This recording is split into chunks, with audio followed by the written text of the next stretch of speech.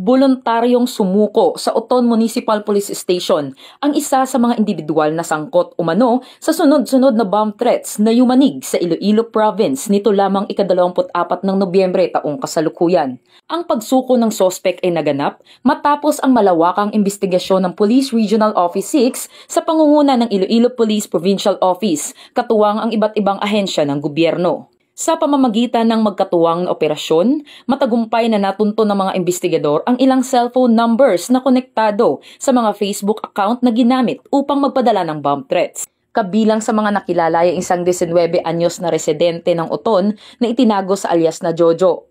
Natukoy na si alias Jojo ang nagpadala ng bomb threat sa Oton National High School noong ika-21 ng Nobyembre gamit ang isang Facebook account at maling pagpapakalat ng impormasyon na may 5 bomba umanong na itanim sa loob ng paaralan. Mula sa cellphone number na konektado sa naturang FB account, nakumpirma ng pulisya ang tunay nitong pagkakakilanlan. Nang mapagtanto niyang natunto na siya ng mga otoridad at malapit nang maaresto, kusang loob siyang sumuko sa Oton MPS. Kasama ang kanyang ama at kapatid at inamin niyang nagpadala siya ng naturang bomb threat. Nahaharap ngayon si alias Jojo sa iba't ibang kaso, kabilang ang paglabag sa Presidential Decree 1727 o ang Anti-Bomb Joke Law, kaugnay ng Republic Act 10175 o ang Cybercrime Prevention Act of 2012, at posibleng paglabag rin sa RA 7610 o ang Special Protection of Children Against Abuse, Exploitation and Discrimination Act, at iba pang angkop na kriminal na kasong maaaring isampa. Ayon kay Police Brigadier General Josefino Diligan,